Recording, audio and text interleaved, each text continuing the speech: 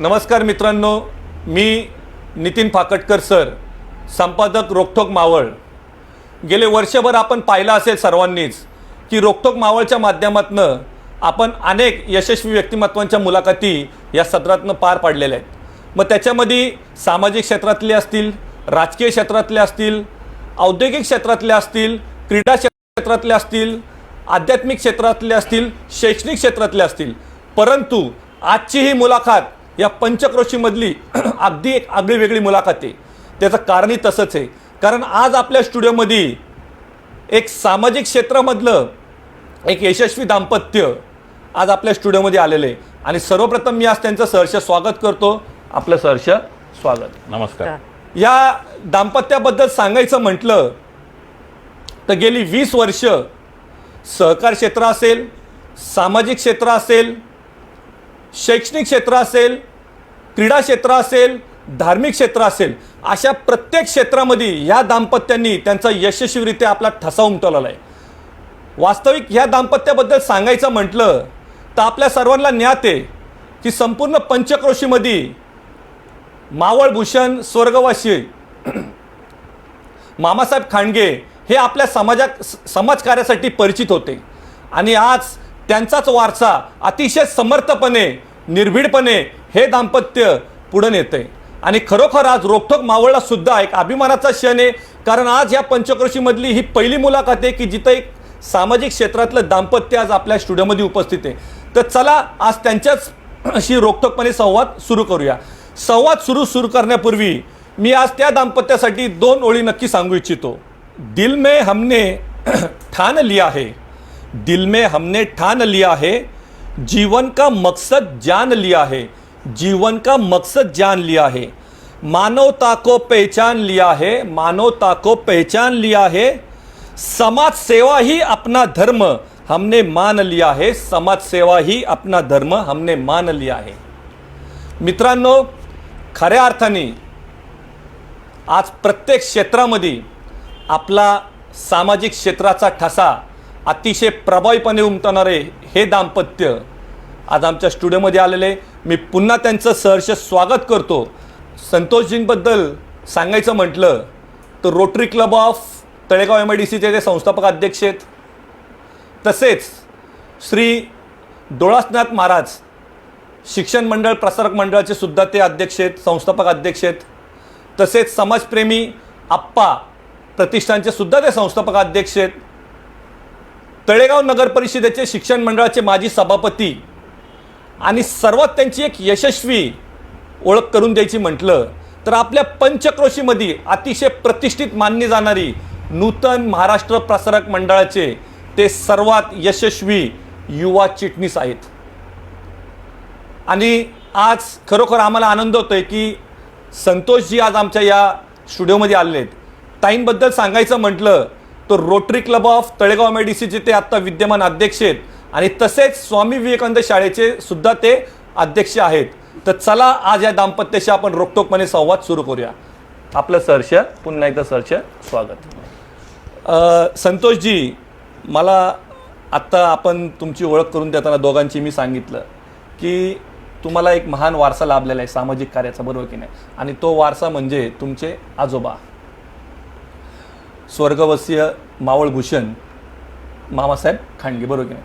तर मला आज तुम्हाला ह्या मुलाखतीची सुरुवातच मला वाटतं तुमच्या कौटुंबिक पार्श्वभूमीने झाली पाहिजे, कारण का आजच्या या मुलाखतीसाठी बरेच जण उत्सुक आहेत की तुमचा हा संपूर्ण समाजकार्याचा प्रवास नाही। मी हे सांगायचा उद्देश काय संतोषजी, की आज आपण पाहतोय की तरुणांना फक्त एवढंच वाटतं की आपल्याला जर सामाजिक काम करायचं असेल तर फक्त एक आणि एक व्यासपीठ ते म्हणजे राजकीय। पण मला खरोखर आज या तरुणांना सांगायचं आहे की संतोषजी कधीही राजकीय व्यासपीठाचा वापर न करता आज संपूर्ण पंचक्रोशीमध्ये तुम्ही एक स्वतःचं एक वेगळं अस्तित्व निर्माण केले आणि ते अस्तित्व फक्त समाज कार्यातनं निर्माण केलेले। तर मला वाटतं की हा वारसा जसा तुम्हाला लाभलेला आहे तर थोडंसं तुमच्या कौटुंबिक पार्श्वबद्दल तुम्ही सांगितलं तर बरं होईल। नमस्कार।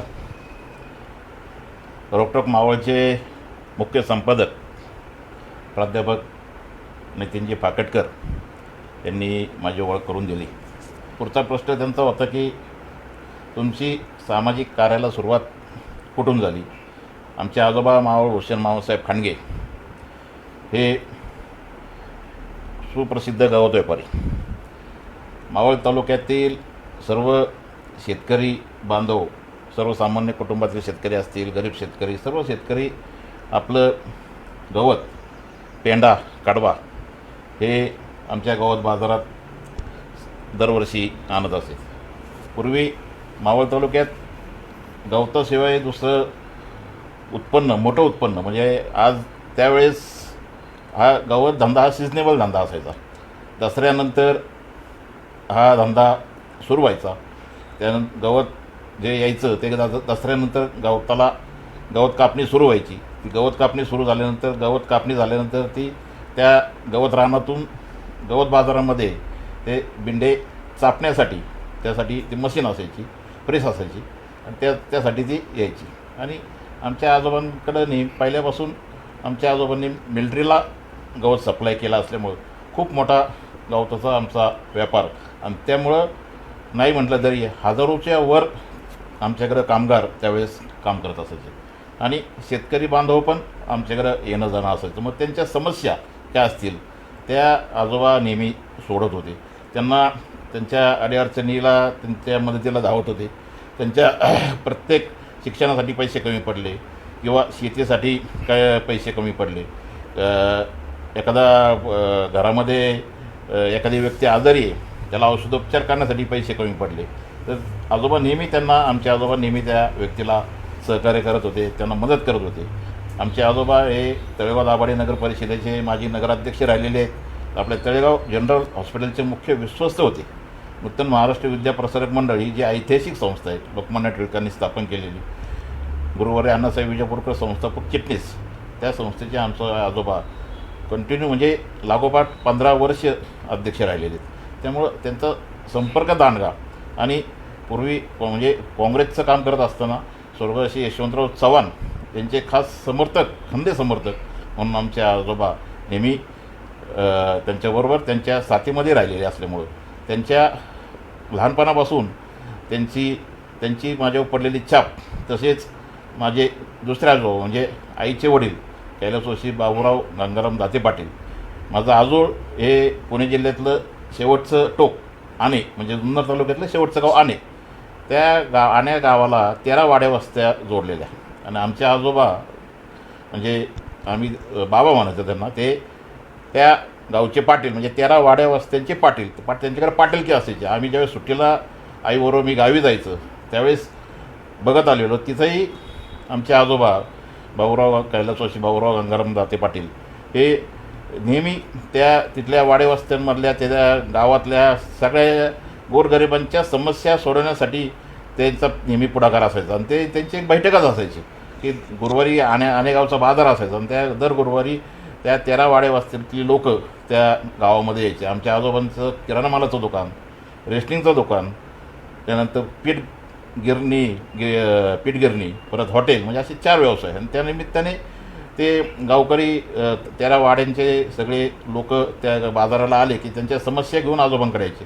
ते पण मी लहानपणापासून बघत आलेलो. म्हणजे या 2 व्यक्तींचा म्हणजे दोन्ही आजोबांचा प्रभाव मला लहानपणापासून पडत आलेला. त्यामुळं एक सामाजिक आपल्याला समाजामध्ये जगत असताना आपण काहीतरी समाजाचं देणं लागतो आणि ते देणं करत असताना आपण जे काही व्यवसाय करून काही 4 पैसे कमवतो त्यातले 2 पैसे समाजासाठी खर्च झाले पाहिजे हे संस्कार मला लहानपणापासून माझ्या अंगावर ते बिंबले. त्यामुळे मी समाजकार्यामध्ये ओढला. म्हणजे खऱ्या अर्थाने संतोषजी असं म्हणायला हरकत नाही की या दोन्ही व्यक्तींकडनं आज जे तुमच्यावरती संस्कार झाले समाजकार्याचे किंवा जसं तुम्ही सांगितलं मावळभूषण स्वर्गवासी मामासाहेब खांडगेंबद्दल, ते संस्कार की प्रत्येक संस्थेमध्ये यशस्वीरित्या काम कसं करायचं हे सुद्धा संस्कार तुम्हाला तिकडनं आलेलं म्हणायला हरकत नाही, बरोबर की नाही. तो वारसा आज समर्थपणे तुम्ही पुढं नेताय, बरोबर की नाही. संतोषजी, आज पाहिलं असेल की तळेगावातल्या मी म्हणाल की अशी एक संस्था नाही की जिथं तुम्ही आज काम करत नाही, बरोबर की नाही. मग ते सहकार असेल, शैक्षणिक संस्था असतील, तुमच्या धार्मिक संस्था असतील, अनेक संस्थांमध्ये तुम्ही आज यशस्वीरित्या काम करता, बरोबर की नाही. तर मला तुम्हाला प्रश्न आज या मुलाखतीच्या माध्यमातून असा विचारायचा संतोषजी की हे नेतृत्व गुण कुठेतरी आपण म्हणतो ना की शाळेच्या लेवलपासनं किंवा कॉलेजच्या लेवलपासनं त्या मुलामध्ये तयार होत असतात, बरोबर की नाही, डेव्हलपमेंट होत असतात. तर थोडंसं तुमचा शिक्षणाचा प्रवास आम्हाला जाणून घ्यायचा, कारण मी ऐकलंय तुमचा जीवन प्रवास जाणून घेत असताना की तुम्ही शाळेत असताना सुद्धा मॉनिटर होते, कॉलेजला असताना CR होते, बरोबर की नाही. तर थोडक्यात तो प्रवास. माझी प्राथमिक शिक्षण माझं मॅथडिक्स आपली शाळा जी आहे, म्हणजे त्यावेळेस नगरपरिषद शिक्षण मंडळाच्या शाळा आणि खाजगी शाळांमध्ये फक्त मॅथडिक्स शाळा होती, बरोबर. आणि त्यामुळं आम्ही सर्वजण त्या मॅथडिक्स शाळेमध्ये बालवाडी ते 4थीपर्यंत त्या ठिकाणी शिकलो. त्यानंतर 5वीपासून 10वीपर्यंत मी रामभाऊ परोळकर विद्यानिकेतन, गुरुवर्य कैलासवासी दादासाहेब रेगेंनी स्थापन केलेली ही संस्था आणि शाळा, आणि त्यांचे सुपुत्र कैलासवासी डॉक्टर बाळासाहेब रेगे हे मुख्याध्यापक. आणि त्या ठिकाणी 5वी ते 10वी शाळेमध्ये शिकत असताना फक्त मी 8वीला मॉनिटर नव्हतो, नाही तर 5वी 6वी 7वी 9वी 10वी हे प्रत्येक वर्षामध्ये मी मॉनिटर म्हणून मला त्या वर्ग शिक्षकांनी मला ती जबाबदारी दिलेली. आणि त्यामुळे मला थोडंसं डिस्टर्ब करतो की असं एक मी सुद्धा शिक्षक आहे, असं खरं आहे का की मस्तीखोर विद्यार्थ्याला मॉनिटर करतात? माझ्या बाबतीत उलट होतं, मी शांत होतो अरे शाळेत असताना. म्हणून अजूनही आमचं ज्यावेळेस गेट टुगेदर 10वीचं झालं 2008ला, जेव्हा आम्ही 25 वर्ष आमच्या 10वी 83-84ला आम्ही 10वी झालो, त्यावेळेस त्या शाळेतल्या मैत्रिणींनी माझ्या मिसेसला प्रश्न विचारलेला की हा एवढा शांत मुलगा, हा एवढं हे गेट टुगेदर, म्हणजे मी ते गेट टुगेदर स्नेहसंमेलन 10वीचं पहिलं स्नेहसंमेलन रामभाऊ परोळकरचं आमच्या बॅचचं 83-84 बॅचनी जे त्यावेळेस केलं, हे शाळेतल्या माजी विद्यार्थ्यांचं पहिलं संमेलन. आणि कर्मधर्म संयोगाने बाळसर त्यावेळेस ह्यात होते, आणि त्यामुळं त्यांच्या उपस्थितीमध्ये आम्हाला चांगल्या पद्धतीचं, म्हणजे मी तुम्हाला सांगतो 10वी अ आणि ब मिळून 110 विद्यार्थी होते. 110 विद्यार्थ्यांपैकी 25 वर्षांमध्ये 12 विद्यार्थी स्वर्गवासी झाले होते. अरे बापरे. काय यांना त्या कारणाने राहिले होते 98 विद्यार्थ्यांना आम्ही, त्या मुली असतील मुलं असतील, त्यांना आम्ही संपर्क केला. माझ्याबरोबर त्या माझी वर्गमैत्रीण, म्हणजे त्याचं नावाचा उल्लेख झाला पाहिजे, अनुराधा सोनवणे, आत्ताची अनुराधा सोनवणे, पूर्वीच्या अनुराधा सोनवणे, आत्ताची पोटे. आम्ही दोघांनी अतिशय प्रयत्न करून, कारण मुलींच्या माहेरी जाऊन त्यांच्याकडून त्या सासरवाडीचे पत्ते घेणं आणि त्यांना संपर्क करणं ही खूप अवघड गोष्ट, पण तिने चांगल्या पद्धतीने ते हाताळलं. आणि त्यामुळे 98 विद्यार्थ्यांपर्यंत आम्ही पोचलो सगळ्या 100%. पण त्यातले 90 विद्यार्थी त्या पहिल्या स्नेहसंमेलनाला उपस्थित होते. आणि त्यामुळं की ही मैत्री, जी मित्र असतील मैत्रिणी असतील, शाळेपासूनचे मित्रमैत्रिणी कॉलेजपर्यंत तो प्रवास, कॉलेजमध्ये असताना CR होतो, UR होतो, स्पोर्ट्स सेक्रेटरी होतो, पण कधी निवडणूक लढवावं लागली नाही. बिनविरोध CR झालो, बिनविरोध UR झालो. आणि मला वाटतं नूतन महाराष्ट्र प्रसारक मंडळामध्ये पण तोच तिथेच तुम्ही केला की तिथे सुद्धा तुमची, आपण पुढे येऊच त्या मुद्द्याकडं. पुढं जात असताना संतोषजी, आज खरोखर या मुलाखतीचं एक वैशिष्ट्य मी पुन्हा सांगू इच्छितो की आज तरुणांमध्ये जी क्रेज आहे किंवा तरुणांमध्ये एक जो एक समज आहे की आपल्याला जर समाजासाठी काम करायचं असेल, सर्वसामान्य कुटुंबासाठी काम करायचं असेल, तर राजकारण हेच एक व्यासपीठ आहे. पण मला वाटतं तुम्ही ते व्यासपीठ न निवडता तुम्ही व्यासपीठ निवडलं ते समाजकार्याचं. तर याची सुरुवात कधी व केव्हा झाली? 1994-95ला रोटरी क्लब तळेगाव दाभाडेची स्थापना झाली. आमचे मित्र IS देसाई यांनी रोटरी क्लब तळेगाव MIDCमध्ये मला निमंत्रित केलं, सदस्य म्हणून, रोटरी सदस्य म्हणून निमंत्रित केलं. पूर्वी अशी पद्धत होती की जर एखाद्या व्यक्तीला रोटरी क्लब तळेगाव MIDCचं, रोटरी क्लब तळेगाव दाभाडेचं सदस्यपद द्यायचं असेल तर ती कमिटी तुमची मुलाखत घ्यायला यायची. ती मुलाखत घेतल्यानंतर त्या कमिटीने जर पास केलं तर त्या व्यक्तीला रोटरी सभासद होता होती. आणि IS देसाई यांनी, माझं नाव त्यावेळेस संजय भालेराव अध्यक्ष होते, पहिले तिथं संस्थापक अध्यक्ष रोटरियन हेमंत बेडेकर, दुसऱ्या वर्षी रोटरियन संजय भालेराव अध्यक्ष असताना त्यांनी मला रोटरीमध्ये तिथं त्यांनी समावेश करून घेतलं. कारण त्या मुलाखतीमध्ये, त्या इंटरव्ह्यूमध्ये मी जे काम करत होतो त्यावेळेस कॉलेजमध्ये असताना शाळेमध्ये असताना जे काय मी काम केलं त्या पद्धतीच्या मुलाखतीमध्ये तो थोडा सारांश आल्यानंतर एक लिडरशिप आपल्याला मिळते हे त्यांना जाणवलं आणि त्यांनी मला रोटरी क्लब तळेगाव दाभाडेचं सदस्यपद दिलं आणि तिथून मला खऱ्या अर्थाने समाजसेवेची किंवा सामाजिक क्षेत्रात काम करायची सुरुवात झाली. म्हणजे खऱ्या अर्थाने समाज क्षेत्रामध्ये सामाजिक कार्यामध्ये तुमचं ते पहिलं पाऊल म्हणायला हरकत नाही, बरोबर की नाही ताई? मला असं वाटतं की आपण म्हणतो की प्रत्येक यशस्वी पुरुषाच्या मागं एक खंबीरपणे उभी राहणे त्याची धर्मपत्नी असते, बरोबर की नाही? तर सरांनी ज्यावेळेस ही सुरुवात केली त्यावेळेस तुमच्या भावना काय होत्या? तर म्हणजे महिन्यातून एकदा ॲन्स मीटिंग असते रोटरीची, तर त्या ॲन्स मीटिंगला हे मला बरोबर घेऊन जायचे. पण तेव्हा म्हणजे कसं होतं की आमचं कुटुंब म्हणजे हे मामासाहेब खांडग्यांचे मी नातसून होते आणि बाहेर फार म्हणजे पडणं हे त्या वेळेला असं फार मान्यता नव्हती. पण तरी आपल्या समाजामध्ये ते थोडंसं कमीच होतं, म्हणजे फार लेडीज बाहेर जात नव्हत्या. पण अशा वेळेतही मला अगदी हे बरोबर घेऊन जायचे. ॲन्स मीटिंग म्हणजे प्रत्येक महिन्याच्या ॲन्स मीटिंगला ते बरोबर न्यायचे. तसं माझं माहेर शेतकरी असल्यामुळं मला काही फार समाजसेवेची वगैरे अशी काही फार माहिती नव्हती किंवा त्याच्याबद्दल एवढं काही आवडही नसायची फार अशी.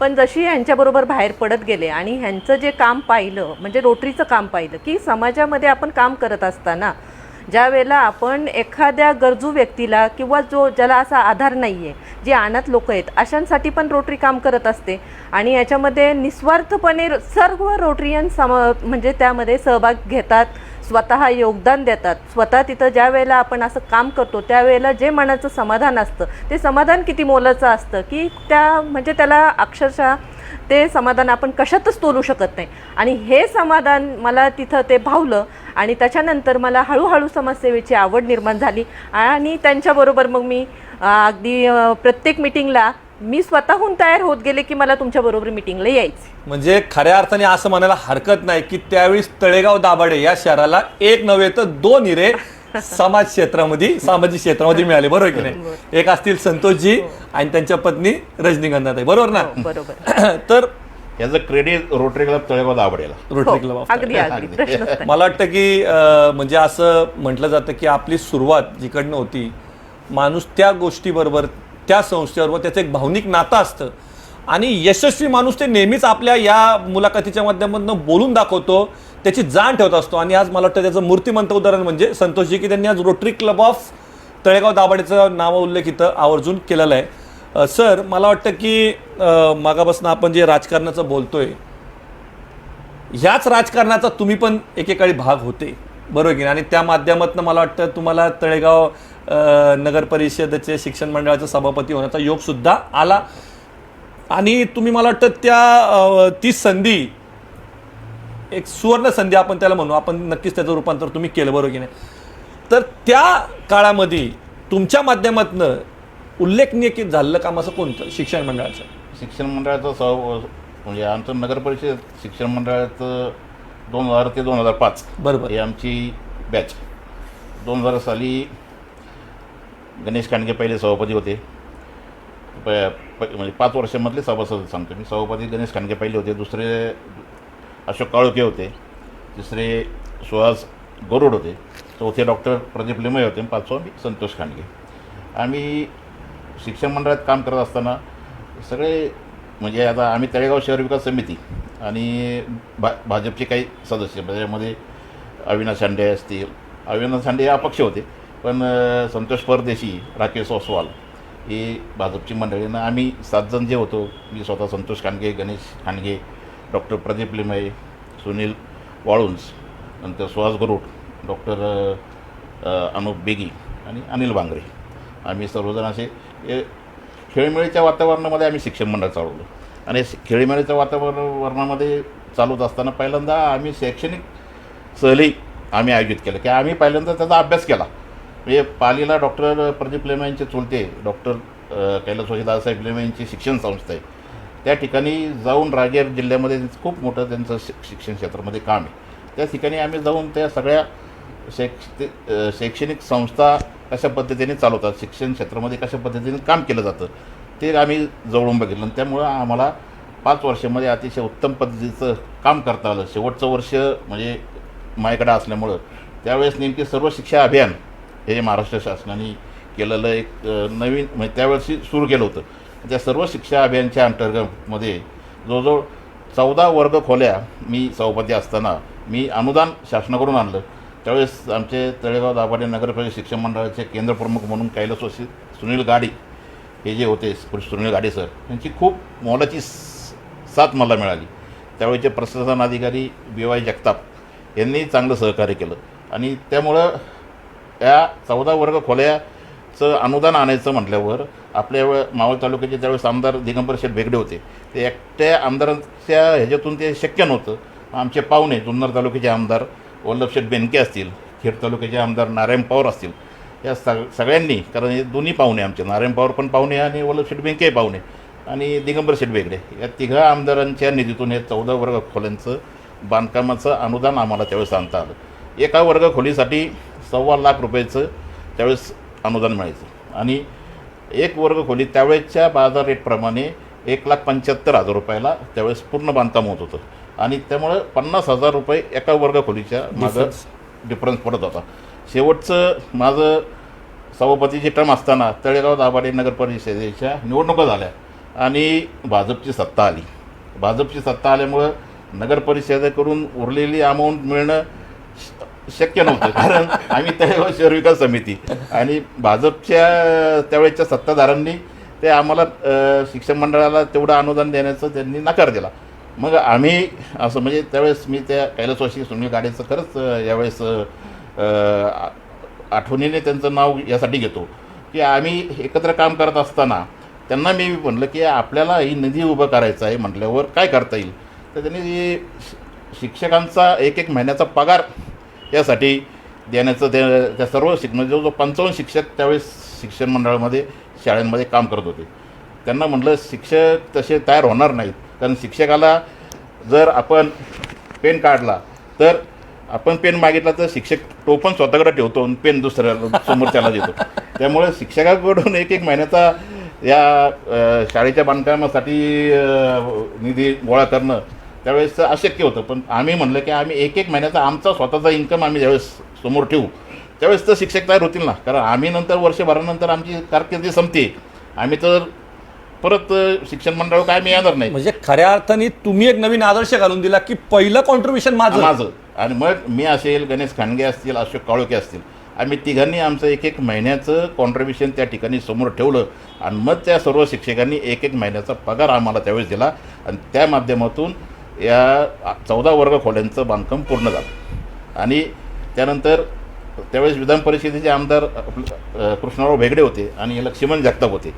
त्यांच्या आमदार निधीतून मी जवळजवळ 75 कॉम्प्युटर शासनाचे सर्व शिक्षण अभियान अंतर्गत आणले आणि ते शिक्षण मंडळाच्या सर्व शाळांसहित खाजगी ज्या शाळा होत्या तळेगावमध्ये, सरस्वती विद्या मंदिर असेल, मॅथडी स्कूल असेल, पैसबन शाळा असेल किंवा आदर्श विद्या मंदिर असतील, या सर्व शाळांना आम्ही ते कॉम्प्युटर त्यावेळेस दिले. म्हणजे त्यावेळेस संगणकाचा काळ नुकताच सुरू झाला होता आणि विद्यार्थ्यांनी संगणक शिकणं गरजेचं आहे आणि त्यासाठी आम्ही हे शासनाच्या जेवढ्या योजना आहेत सर्व शिक्षा अभियानांतर्गत त्या वर्षी आम्ही त्या राबवल्या. म्हणजे तुमच्या काळात खऱ्या अर्थाने संगणक क्रांती झाली प्रत्येक शाळेमध्ये असं म्हणायला हरकत नाही, बरोबर की नाही. मला वाटतं की आणि कुठतरी ह्या आठवणी ज्या शिक्षण मंडळाच्या ह्या कुठतरी आपल्या लॉंग टर्म मेमरीमध्ये राहतात की आपण खऱ्या अर्थाने तन मन धन एवढं काम केलेलं असतं. सर, तुम्ही जो आत्ता सामाजिक कार्याचा जो उल्लेख आपला प्रत्येक वेळी होत आलेला आहे, मला वाटतं की सगळ्यात प्रभावी काम तुमचं रोटरी क्लब ऑफ MIDCच्या माध्यमातून होत असतं, बरोबर की नाही. तर या रोटरी क्लब ऑफ तळेगाव MIDCची स्थापना कधी झाली? रोटरी क्लब तळेगाव MIDCची स्थापना 2008ला झाली. 8ला झाली. 2008-9 हे पहिलं वर्ष रोटरी क्लब तळेगाव MIDCचं स्थापना. आज काही असे प्रोजेक्ट्स की ते खरोखर त्याच्या माध्यमातून अतिशय प्रभावीपणे आपण संपूर्ण पंचक्रोशीमध्ये राबवले? त्याच्या अगोदर मी रोटरी क्लब तळेगाव दाभाडेचं सांगतो. रोटरी क्लब तळेगाव दाभाडेमध्ये सामुदायिक विवाह सोहळा हा जो आज संपूर्ण राज्यामध्ये आज नावाजला गेला किंवा मावळ तालुक्यामध्ये पहिली मुहूर्तमेढ सामुदायिक विवाह सोहळ्याची मी अभिमानाने सांगतो की मी जिरवली. रोटरी क्लब तळेगाव दाभाडेचे अध्यक्ष त्यावेळेस दिलीप पारेख होते आणि त्या पहिल्याच मिटिंगमध्ये, कारण पहिल्याच ह्याच्यामध्ये बोर्ड ऑफ डायरेक्टरमध्ये माझी निवड झाली आणि कम्युनिटी सर्व्हिस हे पद मला मिळालं आणि पहिल्याच बोर्ड ऑफ डायरेक्टरच्या मिटिंगमध्ये हा सामुदायिक विवाह सोहळा, आम्ही जुन्नर भागातले, आमचं गाव मूळ अरविंद पिंपळगाव जुन्नर तालुक्यातले आम्ही, त्यामुळे जुन्नर तालुक्यामध्ये सामुदायिक विवाह सोहळ्याची परंपरा सुरू झाली 1976ला. माझ्या सख्या आत्या भावाचं लग्न त्या सामुदायिक विवाह सोहळ्यामध्ये झाले आणि आज जुन्नर तालुका असेल, आंबेगाव तालुका असेल, गावागावांमध्ये सामुदायिक विवाह सोहळे होत आहेत. आणि हे सामुदायिक विवाह सोहळ्याचा प्रस्ताव मी ज्यावेळेस मांडला, आमचे मित्र विलास जाधव यांनी भक्कमपणे त्या प्रस्तावाला पाठिंबा दिला आणि मग आम्ही सर्वजण आम्ही सगळ्यांना यांना ओझरला, वडजला यांना घेऊन गेलो, सामुदायिक विवाह सोहळे दाखवले. त्यानंतर नारायणपूरला नारायण महाराजांचा सामुदायिक विवाह सोहळा माझे आमदार दीपक पायगुडेच्या सहकार्याने करत होते, ते बघितले. मग सगळ्यांना विश्वास निर्माण झाला की आपण इथं सामुदायिक विवाह सोहळा आपण मावळ तालुक्यामध्ये करू शकतो. आणि त्या वर्षीपासून जो सामुदायिक विवाह सोहळा प्रोजेक्ट चेअरमन त्यावेळेस आम्ही यादव खळद्यांना केलं, यादव शेठ खळद्यांना, कारण यादव शेठ खळद्यांची मावळ तालुक्यामध्ये सर्व गावांमध्ये संपर्क चांगला होता. त्यामुळं त्यांनी दिलीप पारेखनी मला प्रोजेक्ट चेअरमन तू हो म्हणून त्याला विनंती केली, पण मी स्पष्टपणे त्याला नकार दिला आणि यादव शेठ खळद्यांना म्हणलं तुम्ही प्रोजेक्ट चेअरमन व्हा, कारण मावळामध्ये संपर्क आहे, लग्न आली पाहिजेत. बरोबर, सामुदायिक विवाह सोहळ्याला लग्न येणं महत्त्वाचं आहे आणि हुंडा न घेणे न देणे या तत्वावर सर्वसामान्य कुटुंबातील गरीब घरातील त्यावेळेस लग्न आम्हाला मिळाली. पहिल्याच वर्षी 15 लग्न त्यावेळेस सामुदायिक विवाह सोहळ्यामध्ये झाली आणि ती सुरुवात झाली. आणि मी रोटरी क्लब तळेगाव दाभाडेचा अध्यक्ष 2005ला होतो. माझ्या वर्षी त्यावेळेस जवळजवळ 45 लग्न त्या वर्षी झाली, म्हणजे सामुदायिक विवाहामध्ये. आणि ते रोटरीमध्ये असताना, रोटरी क्लब तळेगाव दाभाडे असताना, दीपकभाई शाह असताना, अध्यक्ष असताना लोकमान्य टिळकांच्या नावाने गणेशोत्सव पुरस्कार आम्ही सुरू केला. कारण गणेशोत्सव पुरस्कार हा कुठंच मावळ तालुक्यामध्ये होत नव्हता, पण तो ज्यांनी गणेशोत्सव सुरू केला त्यांच्या नावाने तो पुरस्कार सुरू व्हायला पाहिजे म्हणून लोकमान्य टिळकांच्या नावाने गणेशोत्सव पुरस्कार दीपकभाई शाह अध्यक्ष असताना त्यावेळेस शेतकऱ्यांची ट्रीप आम्ही घेऊन गेलो बारामतीला. आप्पासाहेब पवारांचं जे कृषी विद्यापीठ आहे तिकडं शेतकऱ्यांचे मावळ तालुका आणि माझं सासरवाडी माझी चाकणची, त्यामुळे खेड माझे सासरे शेतकरी आणि त्यामुळे ते खेड तालुक्यातले शेतकऱ्यांना मावळ 2 बस घेऊन गेलो आम्ही. आणि त्या शेतकऱ्यांची ट्रीप, शैक्षणिक ट्रीप शेतकऱ्यांची, तो प्रकल्प त्यावेळेस चांगल्या पद्धतीने आम्ही राबवला. म्हणजे असे तळेगाव रोटरी क्लब तळेगाव दाभाडेमध्ये असताना, मी अध्यक्ष असताना म्हणजे ओपन व्याख्यानमाला सुरू झाली.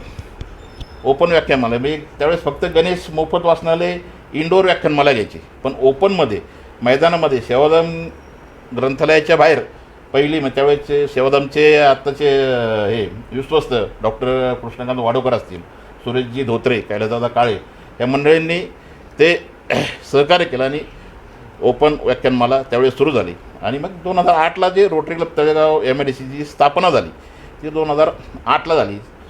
माझे जवळचे मित्र, तुमचे म्हणजे सर्वांचे मित्र, समाजसेवक कैलासवासी सतीश शेट्टी हे संस्थापक सदस्य रोटरी क्लब तळेगाव MIDCचे. आणि त्या वर्षी गडसिंग साहेब हे RTOचे आयुक्त होते. आणि आम्ही हायवेला बॉम्बे पुणा रोडला ड्रायव्हर क्लिनरची आरोग्य तपासणी कुठंच झाली नव्हती, कुठंच झाली नाही, पण ते आरोग्य तपासणी हे आम्ही सुरू केलं तो प्रोजेक्ट की याला एक्सप्रेस हायवेला एक दिवस ड्रायव्हर आणि किन्नर यांची आरोग्य तपासणी, कारण ॲक्सिडेंटचं प्रमाण एक्सप्रेस हायवेला भयंकर वाढत होतं. मग हे काय कुठंतरी थांबलं पाहिजे. त्या ड्रायव्हर आणि किन्नर असे असतात स्वतःच्या आरोग्याकडे लक्ष देत नाही आणि काम करत असतात, पण त्यांच्या कोणाचे डोळे म्हणजे पूर्ण शरीराची तपासणी शिबिर आम्ही सुरू ते अजूनही तो प्रोजेक्ट आम्ही आता कैलासवासी सतीश शेट्टींच्या नावाने आम्ही तो घेतो. आम्हाला पाहुणा हॉस्पिटल डॉक्टर वाडोकर चांगल्या पद्धतीचं आम्हाला त्या माध्यमातून दरवर्षी सहकार्य करतात. आणि त्यानंतर आम्ही वाड्या वस्त्यांमध्ये सौर ऊर्जा अभ्यासिका, म्हणजे जिथं संध्याकाळी आता त्यावेळेस लोड शेडिंग असायचं, लाईटी जायच्या, त्यामुळं मुलांना अभ्यास करता येत नव्हते. आमचे हिरामन बोत्रे म्हणून रोटरी अध्यक्ष आहेत, माझे अध्यक्ष, ते माडामध्ये सर्व्हिसला आहेत. त्यांच्या माध्यमातून मावळ तालुक्यातील वाड्या वस्त्यांमध्ये आम्ही ते सौर ऊर्जा प्रकल्प आम्ही बसवले की जेणेकरून ते सौर ऊर्जेमध्ये ते रात्रीची लाईट मिळायची आणि त्या प्रकाशात ती मुलं अभ्यास करायची.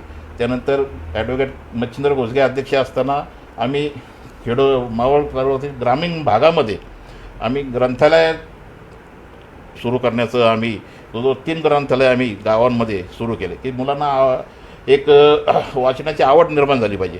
आणि ते करत असताना, अभ्यास करत असताना NPSC UPSCची पुस्तकं आम्ही त्यावेळेस ठिकाणी हे दिली.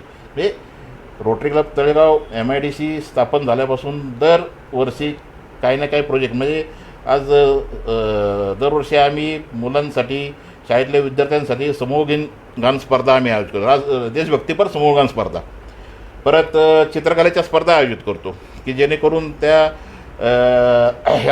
त्या विद्यार्थ्याला एक कलेची पण आवड निर्माण झाली पाहिजे. म्हणजे असे भरपूर प्रकल्प आहेत की आज कमी आहेत, पण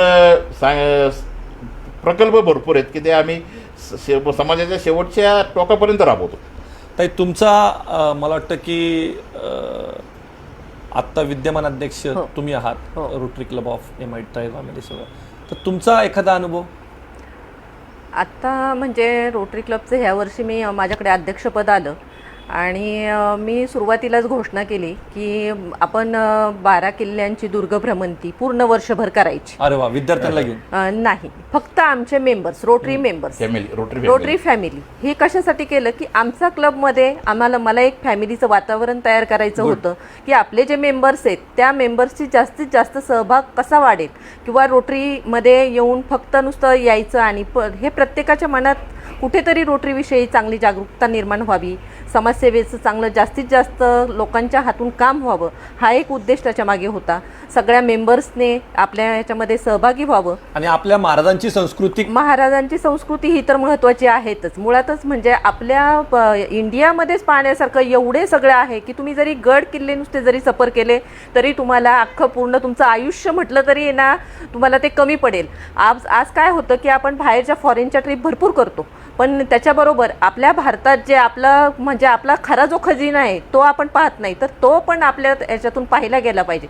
आज ज्या वेळेला मी फक्त तिथे घोषणा केली त्यावेळेलाच एवढ्या मेंबर्सनी सगळ्यांनी उत्साहाने सहभाग दाखवला आणि मला वर्षभर, आता माझं वर्ष संपत आलं, पण खरोखर मी माझ्या रोटरीचं मनापासून कौतुक करते, रोटरी मेंबर्सचं, की मला म्हणजे यावर्षी मला वाटलंच नाही मी अध्यक्ष, आमचे सगळेच मेंबर अध्यक्ष होते.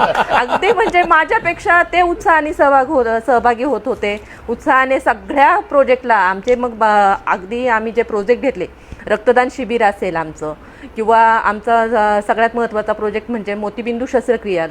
आम्ही एक 300 लोकांचे मोफत नेत्र तपासणी करून 250 लोकांची आम्ही शस्त्रक्रिया केल्या. आणि त्याच्यानंतर आमचा दुसरा प्रोजेक्ट म्हणजे पोलिसांची आरोग्य तपासणी.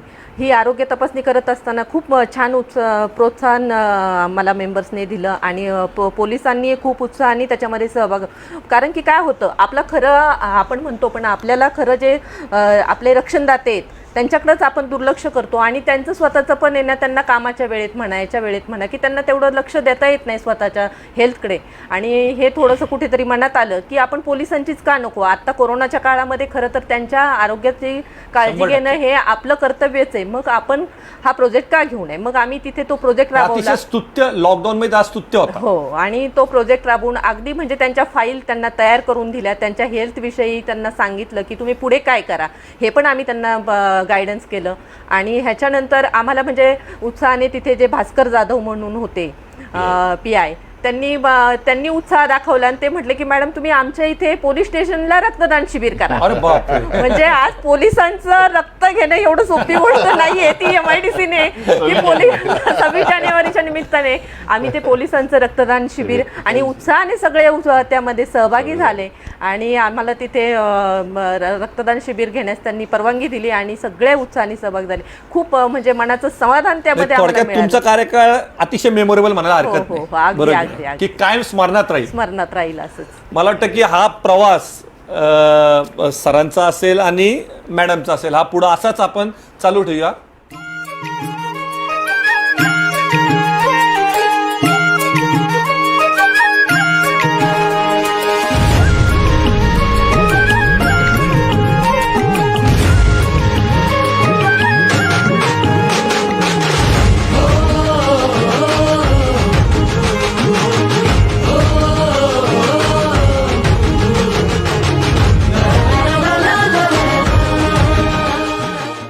सर, मला वाटतं की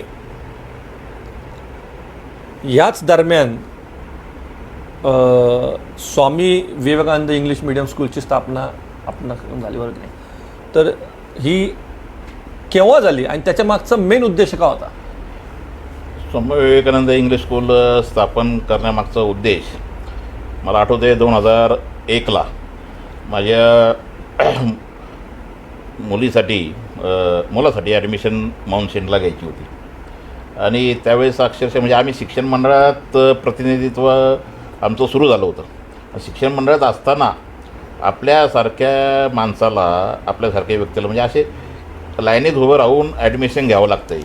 आणि रोज म्हणजे कंटिन्यू 8 दिवस त्यासाठी जाऊन लाईनीत उभं राहायचं आणि ॲडमिशन घेण्यासाठी एवढ्या खस्ता आपल्याला खावं लागतं आहे. तर मग सर्वसामान्य कुटुंबातील मुलांचं काय? मग हा विचार डोळ्यासमोर आला. त्यावेळेस प्रशासन अधिकारी म्हणून लक्ष्मण गुळवे काम करत होते शिक्षण मंडळावर. पण त्यांनी मला सुचवलं की तुमचं घराणं एक शैक्षणिक क्षेत्राला वाहून घेतलेलं घराणं आहे. तुमचे आजोबा नूतन महाराष्ट्र विद्याप्रसारक मंडळावरचे अध्यक्ष होते, तुमचे चुलते अध्यक्ष होते. मग तुम्ही का नाही लीड घेत आणि शाळा सुरू करत? बहुजन समाजातील या मुलांसाठी एक शाळा सुरू झाली इंग्लिश मिडियमची, तर ही बाब चांगली राहील. लक्ष्मण गुळवेंनी नुसते स्वामी विवेकानंद नाही तर जैन इंग्लिश स्कूल असेल तळेगावातली, कांतीलाल शाह इंग्लिश मिडियम असेल, मामासाहेब खानगे CBSE इंग्लिश मिडियम असेल, म्हणजे या शाळा सुरू करण्यासाठी खरं म्हटलं तर लक्ष्मण गुळवेंनी प्रोत्साहन दिलं या सर्व मंडळींना. मग जैन इंग्लिश स्कूलचे प्रकाश ओसवाल असतील, कांतीलाल शाह विद्यालयाचे शैलेशभाई शाह असतील, माऊसाहेब खानगे इंग्लिश मिडियमचे गणेशजी खानगे असतील, मग स्वामी विवेकानंदाचं मी असेल, हे आम्हाला प्रोत्साहित त्यांनी केलं. खरं म्हटलं तर त्यांना ते क्रेडिट जाणं हे गरजेचं आहे. आणि मग सर्वसामान्य कुटुंबातील मुलांना हे इंग्लिश माध्यमाचं, कारण इंग्लिश भाषा ही वाघिणीचं दूध आहे. आणि सर्व म्हणजे आज हे मोलकरणीलाही वाटतं की आपली मुलं इंग्रजी माध्यमाच्या शाळेमध्ये शिकले पाहिजे. आणि त्यामुळे हातगाडीवाले असतील, रिक्षाचालक असतील, या दर्जातील या घटकातील लोकांना वाटत असेल की आमची पण मुलं इंग्लिश मिडियमच्या शाळेत शिकली पाहिजे. त्यावेळेस मला आठवते मुख्यमंत्री विलासराव देशमुख होते, शिक्षण मंत्री प्राध्यापक कैलासवासी प्राध्यापक रामकृष्ण मोरे, आणि इंग्लिश मिडियमच्या शाळेला आमच्या खास बाब म्हणून त्यांनी त्यावेळेस परवानगी दिली. नुसते आमच्या माऊसाहेब खानगे आमचे आजोबा आणि त्यांच्याशी त्यावेळेसचा असलेला त्यांचा संबंध, आमच्या घराण्याशी असलेले त्यांचे संबंध, आणि मी तळेगाव शहर युवक काँग्रेसचा अध्यक्षपद भूषवत होतो आणि त्यामुळं माझी पण तशी पर्सनल ओळख होती. पण त्यांनी एकच मला सांगितलं, संतोष मी ही खास बाब म्हणून तुला इंग्लिश मिडियमची शाळासाठी मी परवानगी देतो, पण धंदा करायचा नाही. आणि अतिशय म्हणजे सर्वसामान्य कुटुंबातील बहुजन समाजातील मुलं ही शिकली पाहिजेत असं वचन माझ्याकडून त्यांनी घेतलं. आणि आमच्या स्वामी विवेकानंद इंग्लिश स्कूलमध्ये आमचे सचिव म्हणून मिलिंद शेलार आज काम बघतायत माझ्याबरोबर. आणि सर्व जाती धर्मातील, सर्व पंथातील, सर्वसामान्य कुटुंबातील मुलं ही स्वामी विवेकानंद इंग्लिश स्कूलमध्ये शिकत आहेत, याचं समाधान खूप मोठं आहे आम्हाला. संतोषजी, खऱ्या अर्थाने कुठंतरी आपण शैक्षणिक क्षेत्रामध्ये ज्यावेळेस असं काम करत असतो, एक मनाला एक वेगळं समाधान असतं की आज सर्वसामान्य घटकाला आपण अतिशय अल्प दरामध्ये उच्च प्रतीचं आणि चांगलं शिक्षण द्यायचा प्रयत्न करत असतो, बरोबर की नाही? ताई, थोडंसं याच विषयाला धरून तुमच्याकडे येतो मी की आज संतोषजींनी त्या शाळेची स्थापना केली, मुहूर्तमेढ केली, बरोबर की नाही? आणि ती अतिशय दमदारपणे ती पुढे सुद्धा नेली. आता मला वाटतं कुठतरी ती सूत्र तुमच्याकडे आली. संतोषजी बऱ्याच संस्थांवर बिझी असल्यामुळे, बरोबर की नाही? तर आज या क्षेत्रामध्ये काम करत असताना आज आपण बघतो की पंचक्रोशीमध्ये बऱ्याच इंग्लिश माध्यमाच्या शाळा आल्या आहेत पूर्वीपासून आणि नवीन येतात, बरोबर की? तर या सर्वांमध्ये आपल्या शाळेचं वैशिष्ट्य काय? आमच्या शाळेचं वैशिष्ट्य म्हणजे की आमची शाळा ही पहिली, म्हणजे जरी इंग्लिश मिडियमची शाळा असली तरी सुद्धा आपले मराठी सण आणि आपली भारतीय संस्कृती कशी जपली जाईल, की नुसतं इंग्लिश मिडियमच्या शाळेमध्ये जाऊन फक्त इंग्रजी भाषा शिकणं किंवा त्यांचं सगळं अनुकरण करणं हे न ठेवता आपल्या भारतीय संस्कृतीची ओळख मुलांना राहावी ह्या म्हणून आम्ही वर्षभर जे आपले सण साजरे होतात ते सगळे सण आमच्या शाळेमध्ये आमचे सर्व शिक्षक घेत असतात आणि मुलंही खूप उत्साहाने त्यामध्ये सहभागी होत असतात. आणि दुसरं म्हणजे आमचा जो स्टाफ आहे तो वेल एज्युकेटेड स्टाफ आहे. सगळे आमचे म्हणजे जे BA BEd शिक्षक आहेत आणि त्यामुळं मग उच्च प्रतीचं शिक्षण आम्हाला विद्यार्थ्यांना कसं देता येईल, की नुसतंच शाळा सुरू करणं आणि आपण कुठलेही 10वी 12वी किंवा ग्रॅज्युएट झालेले शिक्षक ठेवणं आणि त्यांच्याकडनं काम करून घेणं हे न करता आम्ही हे त्याबरोबर हेही बघतो की आपला स्टाफही तेवढा वेल एज्युकेटेड पाहिजे. हे सगळं करून आपल्या मुलांना जास्तीत जास्त चांगल्या पद्धतीने शिक्षण कसं मिळेल याकडं आम्ही पूर्ण सगळं मॅनेजमेंट हे जातीने पाहत असतो. आमचे शेलार सर असतील, शिंदे सर असतील, उरे सर असतील किंवा आमच्या खांडगे साहेबांचं तर विशेष म्हणजे मुलांकडं एक तर पर्सनली लक्ष असतं की अगदी कितव्या इयत्तेतल्या मुलाचं नाव काय आहे हे सुद्धा ते सांगू शकतात. आज मॅनेजमेंट जर बाहेर तुम्ही पाहिलं तर एवढं सगळं डिटेल्समध्ये कोणी जात नाही.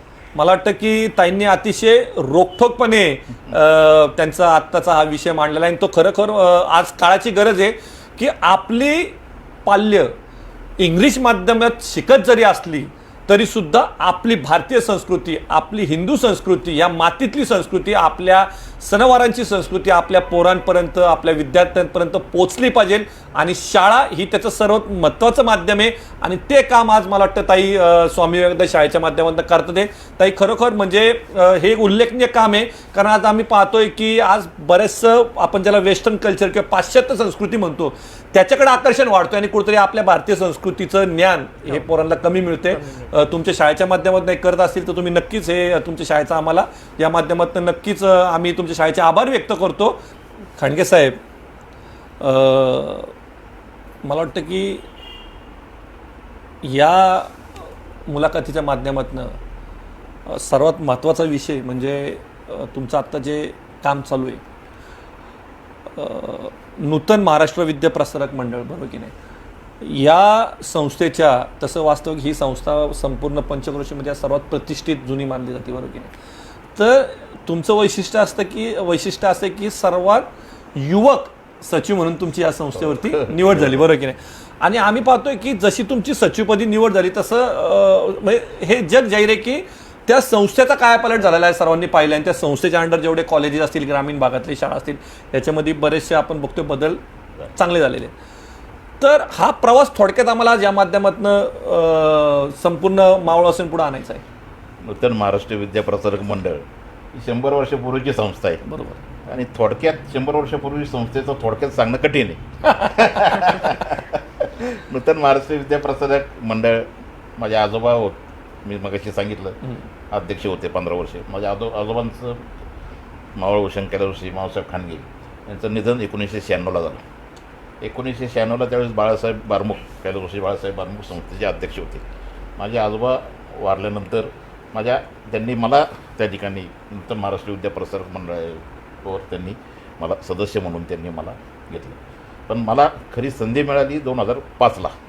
2005ला तर आपले तळेगाव दाभाडेचे माजी नगराध्यक्ष आणि संस्थेचे माजी अध्यक्ष कैलासवासी दादासाहेब परांजपे आणि त्यावेळेचे अध्यक्ष म्हणजे ज्यांनी आमचे चुलते वसंतदादा खांडगे असतील, कृष्णराव भेगडे असतील, यांनी मला नूतन महाराष्ट्र विद्या प्रसारक मंडळावर संचालक म्हणून माझी त्यावेळेस निवड झाली. तुम्हाला सांगतो त्यावेळेस जे संचालक मंडळ जे होतं त्याच्यामध्ये मी एकमेव तरुण होतो. त्यामध्ये कृष्णराव भेगडे त्यावेळेस अध्यक्ष झाले, उपाध्यक्ष रुपलेखाताई ढोरे, सचिव सुरेशभाई शहा, खजिनदार मुकुंद शेरकळदे, नंतर दादासाहेब परांजपे, वसंतदादा खांडगे, दामोदरजी शिंदे, वसंतराव भेगडे आणि यादव खळदे आणि मी संतोष खांडगे, म्हणजे सर्वात तरुण मी तिथं त्यांच्यामध्ये. या सगळ्या अनुभवी लोकांमध्ये एका दमदार तरुणाची एंट्री झाली ती, बरोबर की त्यांच्यामध्ये मी त्यावेळेस 2005मध्ये त्यावेळेस, आणि आमच्या संस्थेचं सुवर्ण महोत्सवी वर्ष, बरोबर, नूतन महाराष्ट्र विद्या प्रसारक मंडळाचं सुवर्ण महोत्सवी वर्ष, आणि ते इतक्या मोठ्या धूमधडाक्यात आम्ही ते साजरं केलं. आणि कृष्णराव भेगडे या अध्यक्ष संस्थेचे झाल्यानंतर त्यांनी जो विश्वास माझ्यावर दाखवला, सुरेशभाई शाह असतील चिटणीस, वसंतदादा खांडगे असतील, या मंडळींनी जो विश्वास दाखवला, कैलासवासी दादासाहेब परांजपेंनी जर पहिल्या मिटिंगमध्ये सांगितलं की पवना विद्या मंदिरचं शाळेत समितीचं अध्यक्षपद संतोषला द्या. कारण माझं काम त्यांनी शिक्षण मंडळावर असताना, मी शिक्षण मंडळावर असताना त्यांनी माझं काम बघितलं होतं आणि त्यांना ती खात्री होती की बाबा हे या शाळेचं चांगला कायापालट करू शकेल. कारण त्यावेळेस पवना विद्या मंदिर या 10वीच्या निकाल हा 32%, 33% असा लागत होता, आणि त्या जो 35%च्या आत जर निकाल लागले लागोपाठ 3 वर्ष तर शासनाचं अनुदान बंद होत होतं.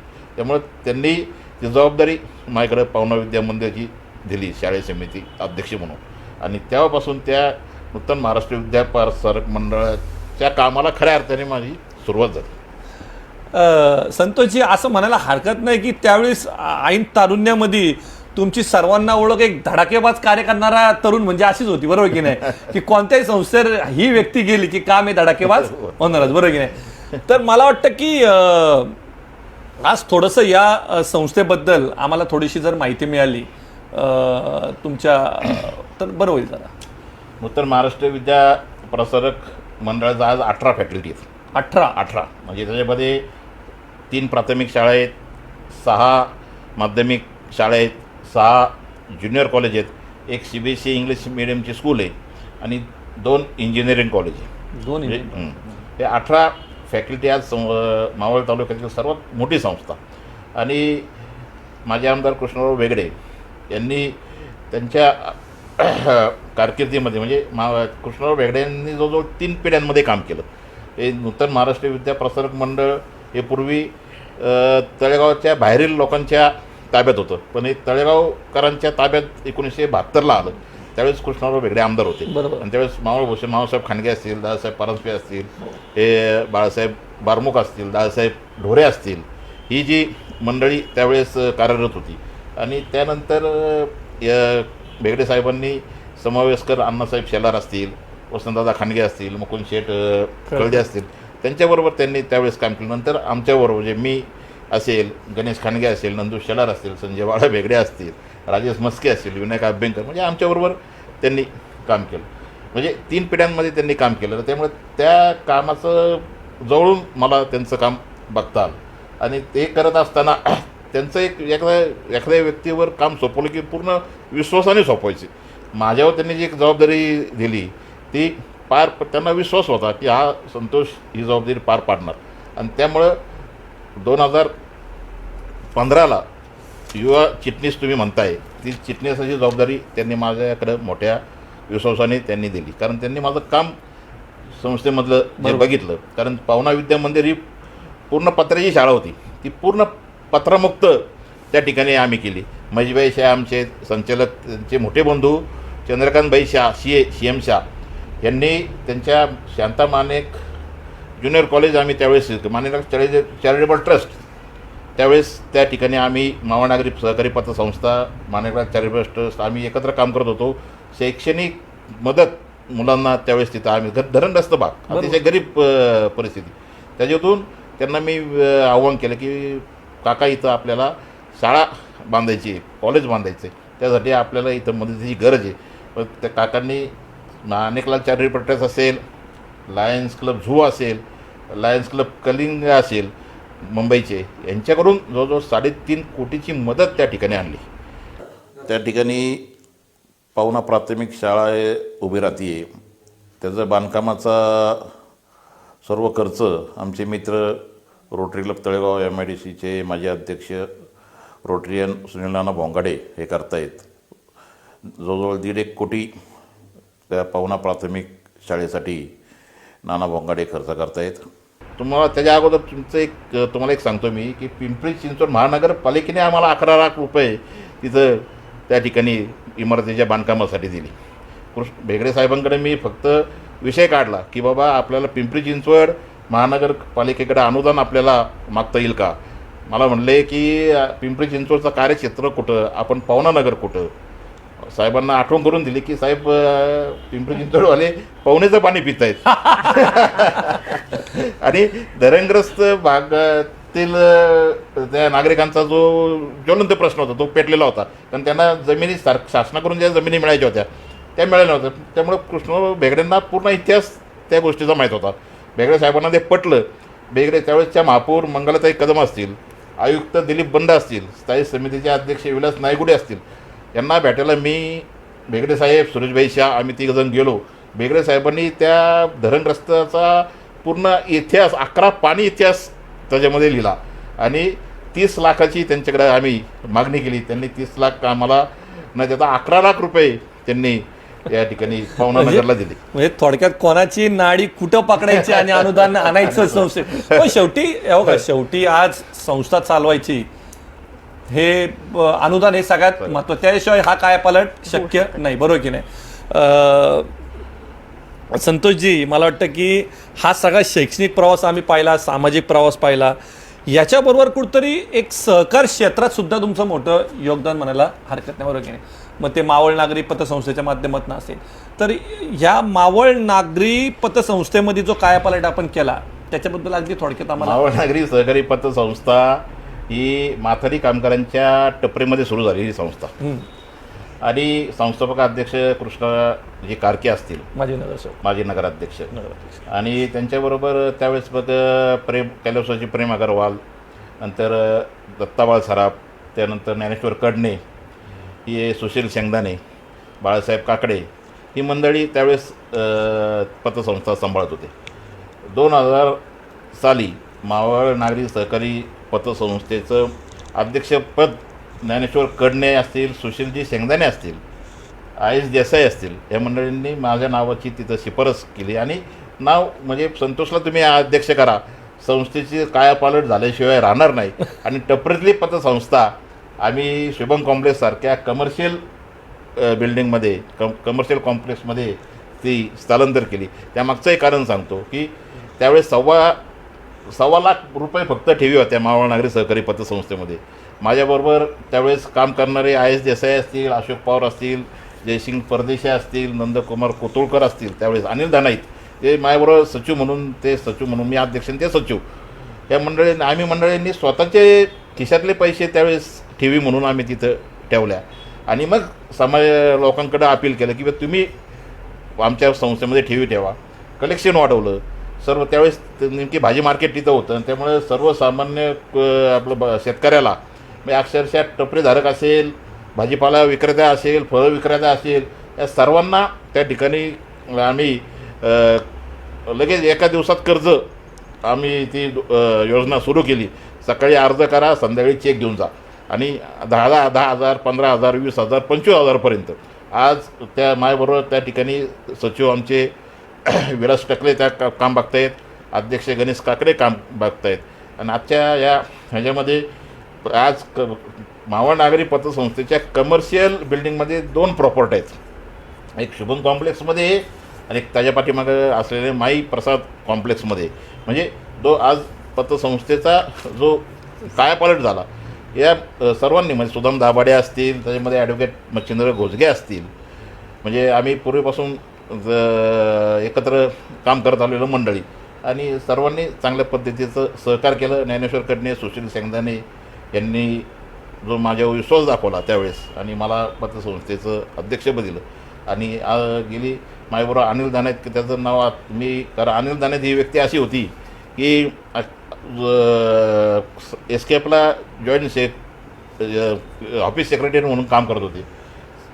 4 वाजता फर्स्ट शिफ्टने आले, बसने उतरले की रोज पतसंस्थेत जाऊन काम बघायचे आणि रोजचा रिपोर्ट मला संध्याकाळी ते द्यायचे. मग आम्ही ठरवायचं की पुढं कसं काय आपल्याला संस्थेच्या कार्य वाढवण्यासाठी कसं काय आपल्याला काम करायचं, आणि त्या पद्धतीने आम्ही काम करत गेलो. खऱ्या अर्थाने आज संस्था तुम्ही अगदी यशस्वीरित्या ती एका विशिष्ट लेवलला नेऊन ठेवली असं मला हरकत नाही. संस्था चालवायची म्हणल्यावर वाईटपणा घ्यावा लागतो, बरोबर.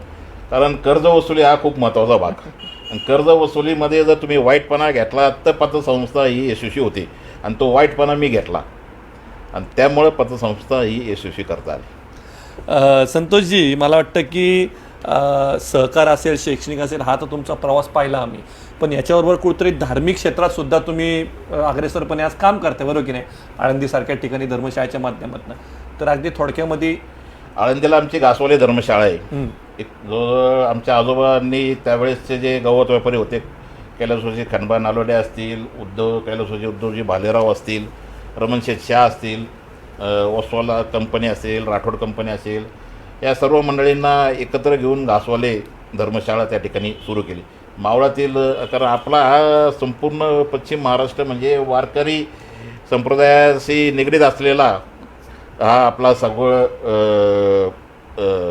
आपण सर्वजण त्याच्याशी, आणि देहू आळंदी म्हणजे आपलं प्रेरणास्थान. दर एकादशीला ही मंडळी आळंदीला दर्शना माऊलींच्या दर्शनासाठी येत होते, पण त्यांच्या निवासस्थानाची सोय नसायची.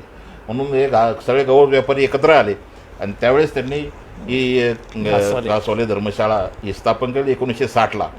आणि मग तिथं मग मावळ तालुक्याबरोबर आमचा भाग जुन्नर तालुक्यातला, समज जुन्नर तालुक्यातले, आंबेगाव तालुक्यातले ही मंडळी त्या ठिकाणी दर एकादशीला येऊन मुक्काम, एक दिवस मुक्काम करून एकादशी करून दुसऱ्या दिवशी बारस करून दुसऱ्या दिवशी मग ही मंडळी सगळी. त्या निमित्ताने सांगायला असं आनंद वाटतो की आजोबांनी, मी नाव सारखं आजोबांचं यासाठी घेतो की मामासाहेब खांडगे आमचे आजोबा यांनी सर्वसामान्य व्यक्तीचं मन ओळखलं आणि त्याच्या मनातलं मन ओळखून त्यांनी त्यांचं आयुष्य घालवलं आणि त्यांनी पूर्ण कार्य केलं. ते आम्ही डोळ्यांनी बघितलं आणि म्हणून आज आम्ही या ठिकाणी काम करू शकतो. खऱ्या अर्थाने तोच आज आदर्श घेऊन, तेच उरत घेऊन तुम्ही आज पुढे चालले, बरोबर की नाही?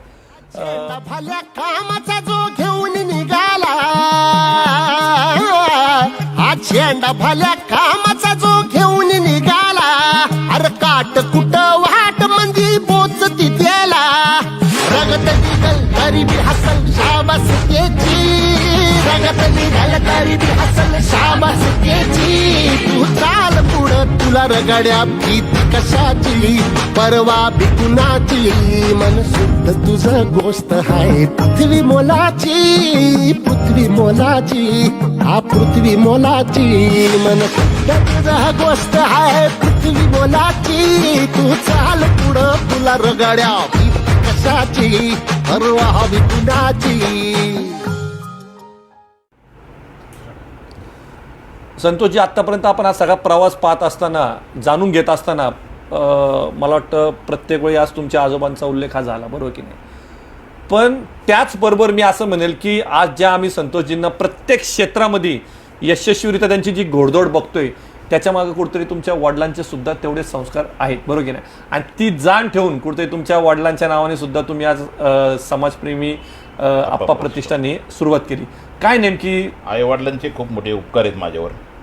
आम्ही तळेवर स्टेशनला जेव्हा एकत्र कुटुंब पद्धत होती त्यावेळेस आम्ही जे राहत होतो, खांडगे चाळ म्हणून प्रसिद्ध होते त्यावेळेस, आणि त्या खांडगे चाळीमध्ये 12 बलुतेदार राहत होते. त्यामुळे त्या मंडळींचं आमच्या आईवडिलांनी फार त्यांचं लग्न जुळवल्यापासून, त्या मुलामुलींचं लग्न जुळवल्यापासून त्यांचे संस्कार व्यवस्थित लॅनीला लावतो, त्यांचे लग्न होतोपर्यंत सगळ्या प्रकारची मदत ते नेहमी करत आली. आणि ती मी अतिशय म्हणजे जवळून, म्हणजे आता आईवडिलांचं करत असलेलं काम बघत आलो. आणि त्यामुळं आमच्या आईवडिलांचं खरं म्हणजे शेतीवर अतिशय त्यांचं निष्ठा. आमची गावी शेती, दोघंही शेती हा विषय त्यांचा खूप आवडीचा. आणि गावी तळेगावातून ते गावी दोघंही शेती बघायचे, कुणी आलं तरी सदळ हाताने मदत करायची. ही पहिल्यापासून, कारण त्यांनी कधी बोलून दाखवलं नाही. माझ्या वडिलांचं 4 वर्षापूर्वी निधन झालं, पण त्या 15 दिवसामध्ये जी लोकं भेटायला आली आम्हाला, त्या लोकांनी, त्या सर्वसामान्य कुटुंबातील मंडळी, त्यांनी वडिलांनी आप्पांनी केलेली मदत कशा पद्धतीने मदत केली. आणि आमचे आजारात, म्हणजे त्यांच्या घरातले आजारी पेशंट असतील किंवा शाळेत फी भरायला पैसे नसतील किंवा काहींचे संसार वाचवले आमच्या वडिलांनी, त्यांनी ते कथन केले. त्यावेळेस आम्हाला त्यांचं कार्य कळालं. नाही तर वडिलांनी कधी बोलून दाखवलं नाही, पण ते गेल्यानंतर त्यांनी केलेलं कार्य ते लोकांकडून समजलं. आणि खरंच समाजावर प्रेम असलेली व्यक्ती आमचे वडील, म्हणून मी समाजप्रेमी आप्पा प्रतिष्ठान ह्या नावाने संस्था स्थापन करायचा निर्णय घेतला. विलास वेगळे असतील, कैलासदादा काळे असतील, बाळासाहेब शिंदे असतील, मिलिंद शेलार असतील, लक्ष्मण मकर, कुसुमात्या वाळुंज, आणि ही सगळी मंडळी यांना एकत्र घेऊन, मिसेस माझी रजनीदा खानगे, आम्ही सर्व मंडळींनी एकत्र येऊन ही संस्था आम्ही स्थापन केली. आणि एक सामाजिक काम त्याच्या माध्यमातून आमचं सुरू आहे. कुठंतरी आपल्या वडिलांच्या स्मृती या समाजामध्ये निरंतरपणे जिवंत राहिल्या पाहिजे, त्यांचं कार्य राहिलं पाहिजे, त्याच्यासाठी आपण याचं कार्य पुढं नेत आहे, बरोबर की नाही? मला वाटतं थोडंसं आपण आता ताईंकडे येऊ. तर या सगळ्या प्रवासामध्ये आम्ही पाहिलं की कुठंतरी 2000 ते 2005 साहेब राजकारणात सक्रिय होते आणि शिक्षण मंडळाच्या माध्यमातून त्यांनी प्रभावी काम पण केलं, बरोबर की नाही? तर नेहमी रोखठोक प्रश्न हा त्या व्यक्तीला असतो, पण मला वाटतं थोडंसं आपण बदल करूया. तर नक्की साहेबांनी ह्या राजकारणातनं संन्यास घ्यायचं कारण काय, हा अतिशय रोखठोकपणे मांडलेला मी, कारण बऱ्याच जणांना जाणून घ्यायचं की ही व्यक्ती आज प्रत्येक संस्थेच्या माध्यमातून प्रत्येक क्षेत्रात, मग आपण पाहिलं असेल शैक्षणिक असेल, सामाजिक असेल, क्रीडा असेल, धार्मिक, प्रत्येक क्षेत्रात काम करते, पण राजकारणापासून आज ते अलिप्त म्हणायला हरकत नाही, पण ठसा मात्र त्याच्यापेक्षाही प्रभावीपणे ते आहे त्यांचा, बरोबर आहे. एक स्वतःचं अस्तित्व आहे. संतोष कांडगे म्हटलं तर एक स्वतःचं अस्तित्व असणारी व्यक्ती. तर या मुलाखतीच्या माध्यमातून आज मला तुमच्याकडनं जाणून घ्यायचं की संतोष कांडगे दमदार व्यक्तिमत्व राजकारणापासून अलिप्त का? प्रश्न बरोबर आहे ताई? बरोबर आहे प्रश्न तुमचा. म्हणजे ते अलिप्त का, तर राजकारणाची त्यांना आवड तर होतीच, बरोबर, पण वारसा सुद्धा होता, वारसाही होता आणि तसे ते सक्रिय पण होते आणि काम पण होतं, कामही तसं होतं. पण त्यातल्या त्यात ज्या वेळेला मी इथं तळेगावमध्ये लग्न करून आल्यानंतरचं राजकारण ज्या वेळेला मी पाहिलं, त्यावेळेला राजकारण पाहिल्यानंतर असं वाटायला लागलं की बाबा, आणि ह्यांचा जो स्वभाव अतिशय स्पष्ट युक्ती स्वभाव, चॅनल सारखं आमचं रोखठोक, रोखठोक जे असेल ते तोंडावर बोलायचं. आणि राजकारण करायचं म्हटलं तर राजकारणातला व्यक्ती हा कसा पाहिजे हा प्रत्येक राजकारणी जाणतो, त्यामुळे मी वेगळं काहीतरी सांगायची त्यात गरज नाहीये. आणि असा व्यक्ती राजकारणात, मला स्वतःला असं वाटलं की या व्यक्तीचा राजकारणात निभाव लागणं खूप कठीण. ह्याच्यामध्ये राजकारणात जाऊन त्यांना काम करणं हे तेवढं सोपं नव्हतं. फक्त स्वभाव त्यांचा, म्हणजे मित्रांपेक्षा दुश्मन जास्त तयार झाले असते आणि त्यांना म्हणजे ते राजकारण हे त्या पद्धतीने पटलंही नसतं, त्यांचं राजकारण वेगळंच झालं असतं. त्यापेक्षा आपल्याला बाबा याच्यामध्ये पडायचंच नाही. आज मला उलट तरुणांना खरं सांगायचं आहे की ना, हे जे आपले मुलं आहेत, आत्ताची जी तरुण पिढी आहे, की ना आपण बघतो जमिनी विकतात, गाड्या घोडं घेऊन फिरणं आणि हे राजकारण्यांबरोबर पाठीमागं त्यांच्या फिरणं.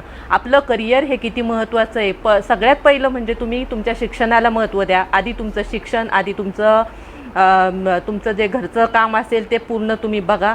आणि तुम्हाला जर खरोखर समाजाची सेवा करायचं असेल तर राजकारणातच जायला पाहिजे असं कुठेही लिहिलेलं नाही आहे. आज माझे मिस्टर खूप छान पद्धतीने काम करतायत आणि एवढं मोठं मनाचं समाधान हे जे मिळतं ते राजकारणाच्या बाहेर राहून सुद्धा मिळू शकतं असं मला वाटतं. त्यामुळं प्रत्येक म्हणजे मी तरुणाला हे करेल की तुम्ही राजकारणाऐवजी समाज कार्य करा. स्वतःला जर तुम्हाला काहीतरी समाजासाठी करायचं असेल तर तुम्ही समाजकार्यातूनही खूप काही करू शकता. खूप संस्था आहेत, आपल्या सामाजिक संस्था खूप आहेत की तिथं तुमचा स्वतःचा ठसा तुम्ही निर्माण करू शकता. इथं फक्त पाठीमागं जाऊन आणि आपला वेळ वाया घालून किंवा आपले पैसे वाया घालवण्यापेक्षा तुम्ही स्वतःचं अस्तित्व निर्माण करा. कुठल्या तरी समाज संस्थेमध्ये काम करा, समाजाची आवड असेल तर. सर्व समाजसेवेमध्ये आल्यावर राजकारण कोणी करायचं मग?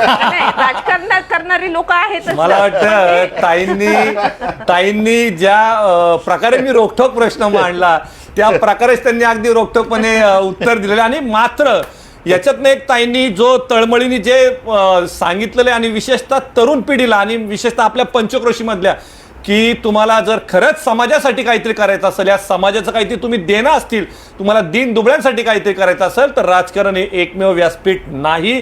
त्याच्यासाठी तुम्ही अनेक सामाजिक संस्था आणि त्याचं मूर्तिमंत उदाहरण म्हणजे संतोषजी कांडगे की जे गेले 20 वर्ष अविरत काम, अतिशय धडाकेबाज काम समाज संस्थांच्या माध्यमातून करतात ते. आणि मला वाटतं खऱ्या अर्थाने ताई आज तुम्ही जो हा विषय मांडला म्हणजे मुलाखत एक वेगळ्याच मला वाटतं टर्नला येऊन थांबलेली आहे. आणि मला राजकारणाला पण नावं ठेवायचं असं नाही, राजकारणातही अवश्य असावं, पण राजकारण करताना आज आपण पाहतोय की किती म्हणजे वेगळं राजकारण चालू आहे. आज कोरोनाचा काळ चालू असताना आज आपला भारत देश जर पाहिला तर खरोखर म्हणजे आता इथे बोललं तर ह्याला खूप वेगळं वळण प्राप्त होईल. त्यामुळे मी बोलत नाही, शांत बसते. ताईंच्या भावना मी थोडक्यात जाणून घेतल्या आणि मला वाटतं की ताई तुम्ही ज्या भावना व्यक्त केल्या या कुठंतरी मनाला पटणाऱ्या सुद्धा आहेत. कारण शेवटी या समाजाला आपण काहीतरी देणं लागतो आणि आपण जर खरंच समाजासाठी काम करत असतो तर संतोषजींसारखं एक मानसिक समाधान त्यांना सुद्धा लाभतं आणि एक पत्नी म्हणून तुम्हाला सुद्धा लाभतं की चला बाबा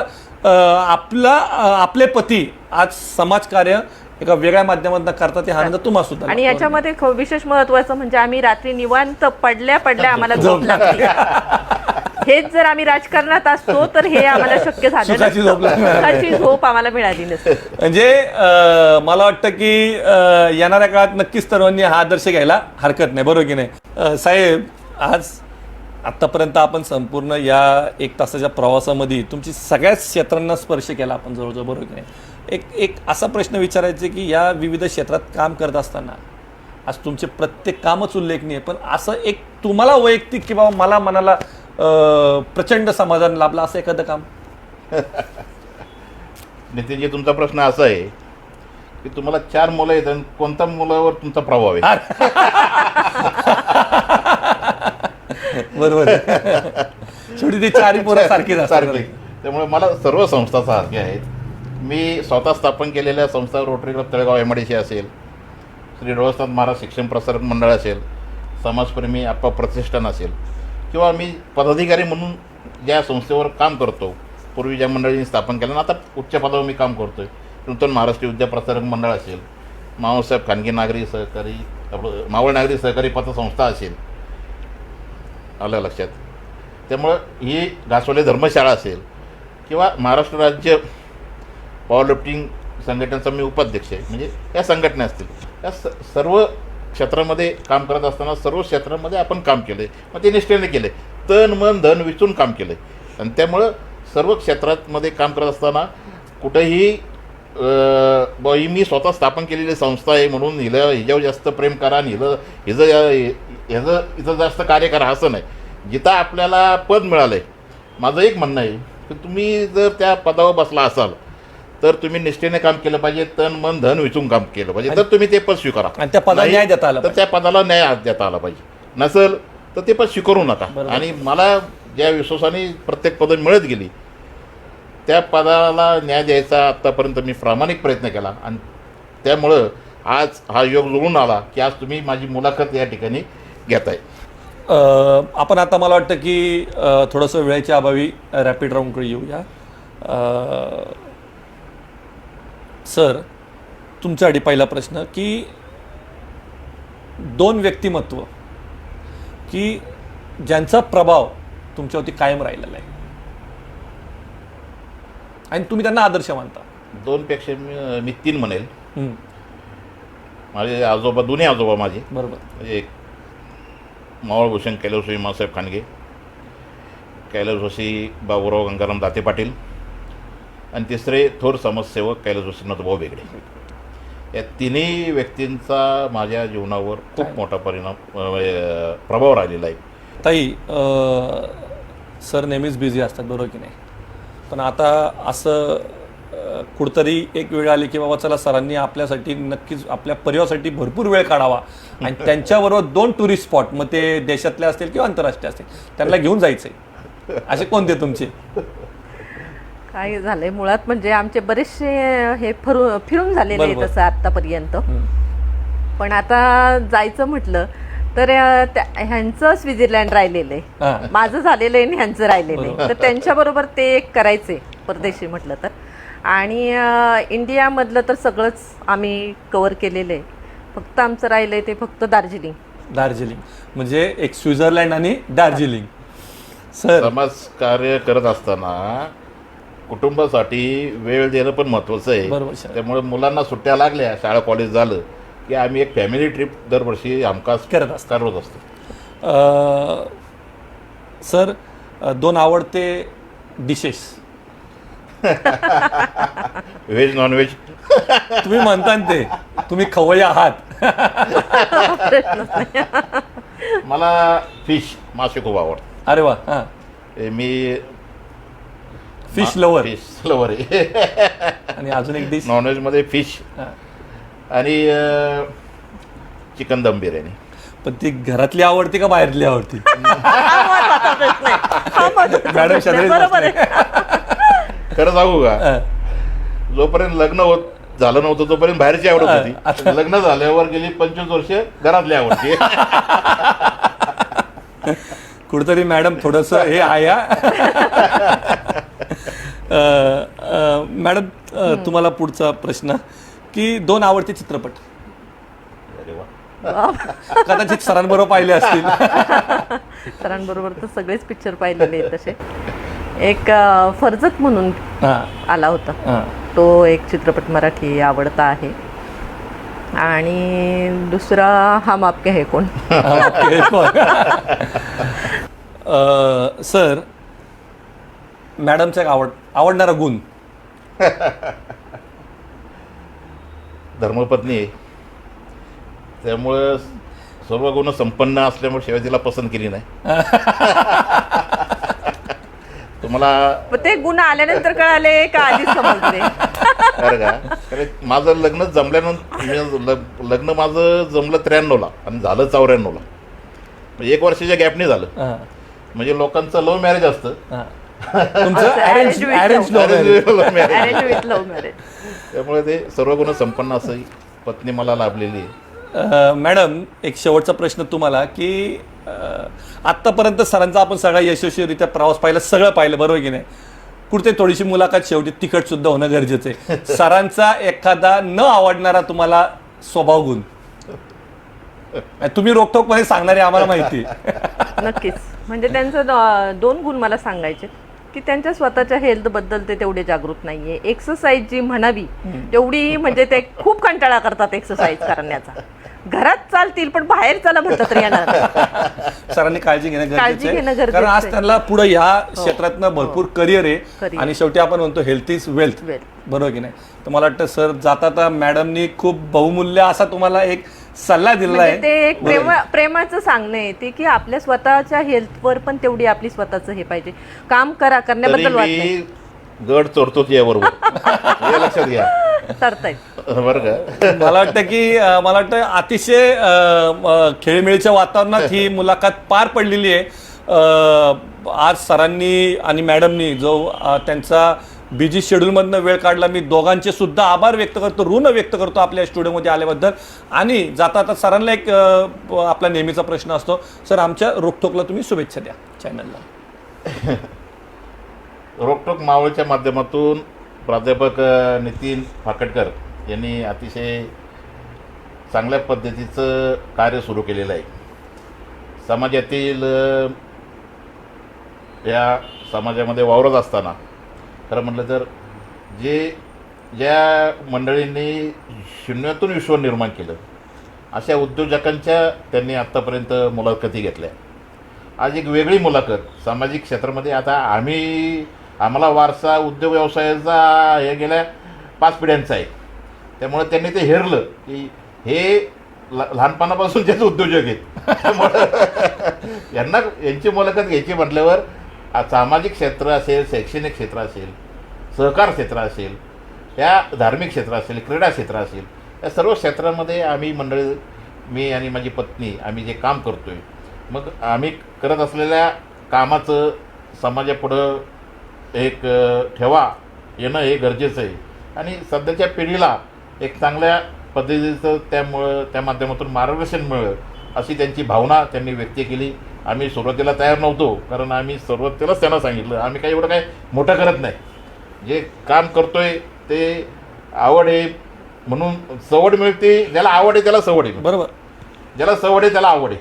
त्यामुळं एक आमची ती बांधिलकी आहे, त्या माध्यमातून आम्ही काम करतो. पण त्यांनी आग्रह घेतला ठेवला, त्यामुळं आज या मुलाखतीचा योग जुळून आला. मी प्राध्यापक नितीन फाकटकर यांना खूप धन्यवाद देतो की त्यांनी अशा पद्धतीच्या समाजातील व्यक्तींच्या मुलाखती ह्या समोर रोकठोक मावळच्या माध्यमातून समाजापुढं एक मार्गदर्शक स्वरूपात ते आणतायत, त्याबद्दल त्यांना लाख लाख धन्यवाद. आपलं मी आपला आभारी आहे.